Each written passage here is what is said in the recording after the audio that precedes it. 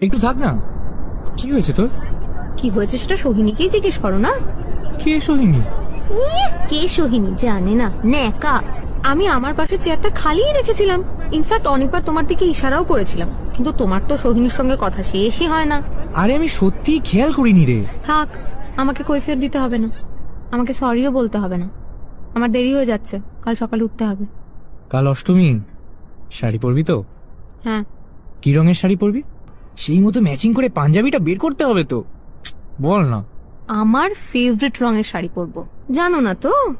এতদিন ধরে আমাকে চেনো, তবু এখনো আমার ফেভারিট রংটা জানো না। যাও, তোমার সোহিনীকেই জিজ্ঞেস করো। ওই দেখো। Good night. সবুজ ঢাকায়, কালো টিপ, খোলা চুল। মৌমিতা এসে তাতাইয়ের পাশে দাঁড়ায়। 4th ব্যাচের অঞ্জলি শুরু হবে এবার। যাক, পরীক্ষায়